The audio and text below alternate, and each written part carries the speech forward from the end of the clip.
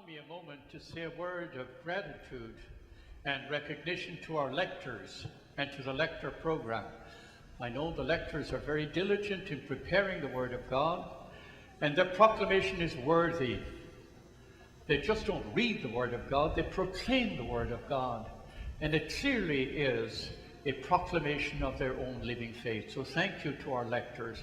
We have excellent lectors at all our liturgies here at Holy Family. Bernard Lonergan, I've spoke about Lonergan before, Jesuit Canadian theologian, wrote a thesis along these lines. He said, your life is significantly formed and shaped by your experience of authority.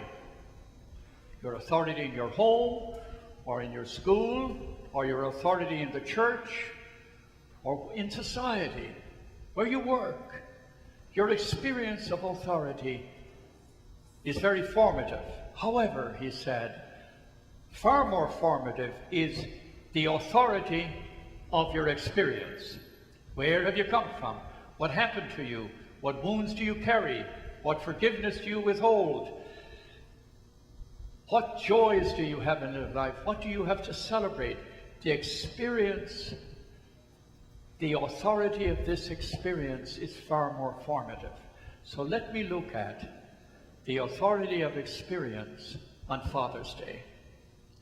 And when we celebrate Fathers today and give thanks to our fathers, we're speaking about grandfathers, your favorite uncle, we're talking about your big brother, maybe a single mother who had to be father to a family. But we're honoring those people who mentored us, and those who blessed us and sacrificed for us, those who prayed over us, had dreams for us. These are the father figures whom we honor today with a grateful prayer. So let me tell you a little bit about my own father and the influence my father had in my life, the authority of my experience with my father.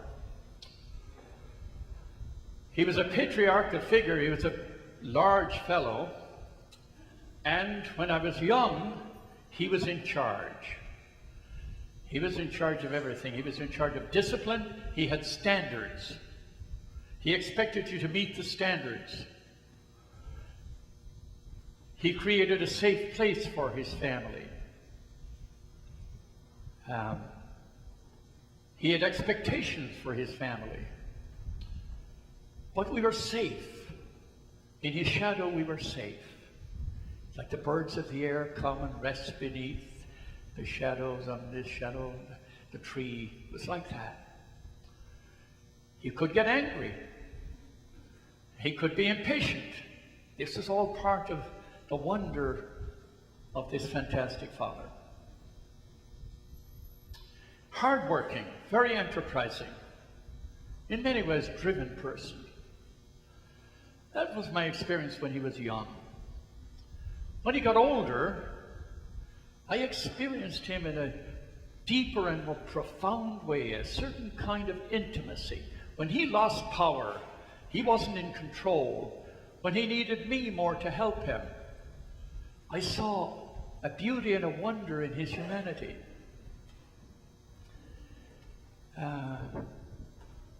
He was hard of hearing, and I learned that we are very patient with people who are not sighted, with blind people. But people hard of hearing, we tend to get impatient. Didn't you know we were talking about Holy Family? Oh, God. So hard of hearing persons tend to be lonely because they can't connect. They don't become part of the conversation. I learned that about my father. Make sure that I would connect with his loneliness because he was hard of hearing. He was more dependent now.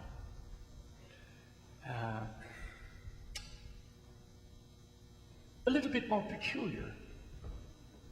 Not in control now.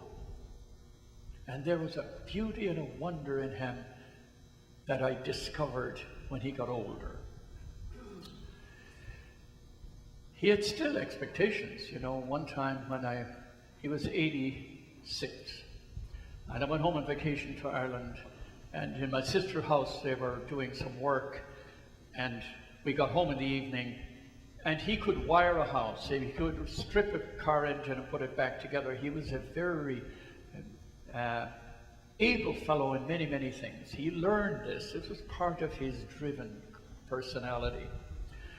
So now he was 86 and his hand was shaking a little bit, and we were putting up a wall light. So we turned off the mains on the electricity, and he's got a flashlight and it's shaking a little bit, and I am the electrician. So I'm going to pull this wire to connect it to the light. He said, "Do you see the red wire?" "Yes, I do." "Put the pliers on it and pull it." I pulled it. "See the blue wire?" "See the blue wire." Pull it. "Well, it's not long enough. It won't come out to connect to the thing." "Give it a good pull." I gave it a good pull and it broke. And I said, "Why don't we just call in an electrician tomorrow to fix it?" Well, that was the ultimate insult to this man. So he said to me, "You know, you always hope that the next generation is a sign of progress." But in this case, I loved it. I mean, it's just beautiful. It's this humanity of it was so special. I remember when he was 87, and I went home on vacation, and he had an old sweater. There was a hole in the sleeve, and I said, "Oh my goodness, I'm going to buy you a new sweater." So I bought him a new cashmere sweater. It's really nice. Next time I went home, he's wearing the old sweater with the hole. And I said, "Well, what happened to the new sweater I bought you?" "Oh, he's 87. And he said, "Well, I'm holding that. You never know when I might need it." And I'm saying, "What do you think the life expectancy of the sweater is, and what your life expectancy is?" But wasn't this beautiful? I mean, it was so enchanting. I mean, I found this so inspiring. The wonder of being totally human. In 1989, Cardinal Manning died here at Holy Family. He was my spiritual father. He was the reason I came to Holy Family, because he wanted to come. 1990, I went on a long sabbatical overseas into the third world, and I was deliriously happy. So by 1991, I had very quietly arranged plans to leave Holy Family and go and live in the third world. And in April 1991, I got a call from Ireland saying my father, who was 88 now, he got a stroke. So I went home, and I spent about 10 days with him in the hospital.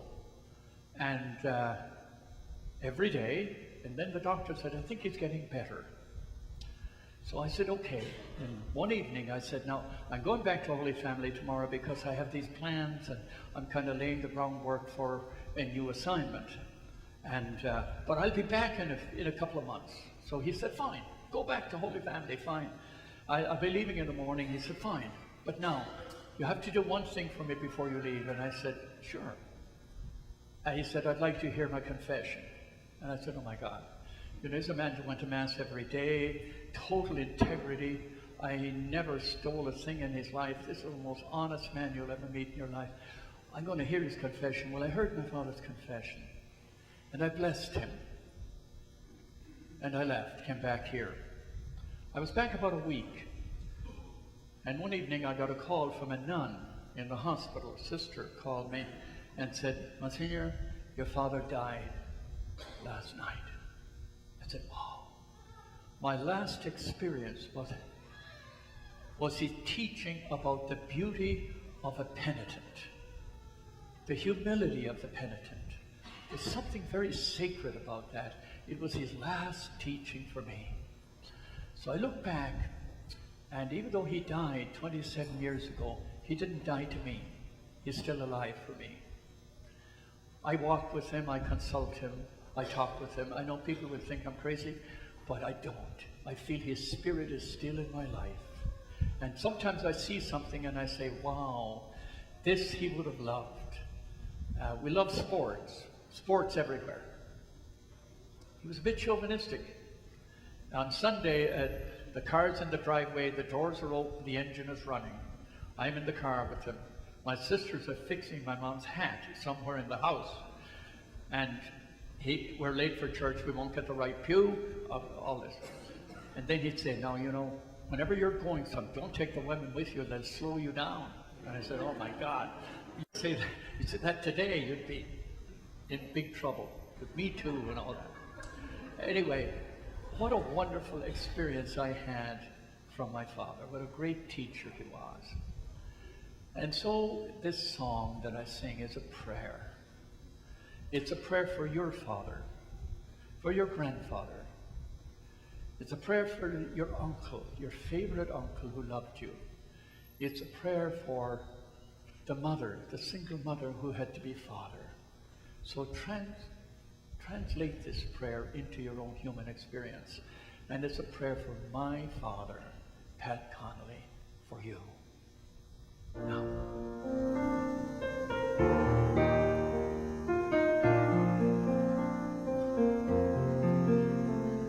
The tears have all been shed now.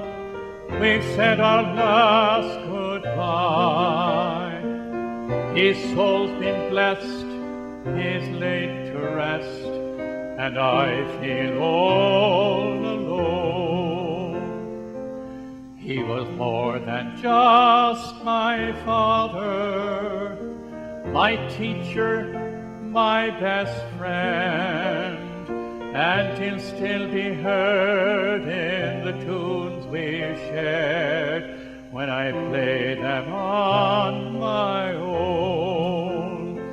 And I never will forget him, for he made me what I am.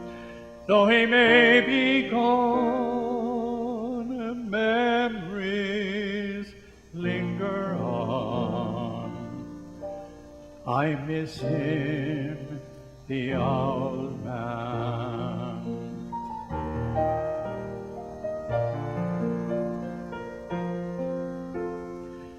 As a boy he'd take me walking by mountain, field, and stream, and show me things not known to kings, secrets between him and me, like the colors of a pheasant as she rises in the morn, or how to fish or make a wish beside the fairy tree.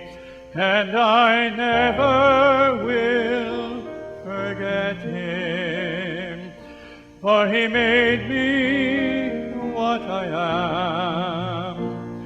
Though he may be gone, memories linger on.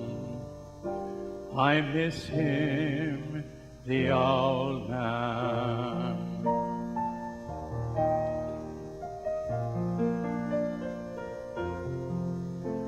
I thought he'd live forever, he looked so big and strong. But the minutes fly and the years roll by for a father and a son. And suddenly, when it happened, there was so much left unsaid, no second chance for words of thanks for all the things he'd done. And I never will forget him, for he made me what I am. Though he may be gone, memories linger on. I miss him, the old man. God, I miss him, the old man.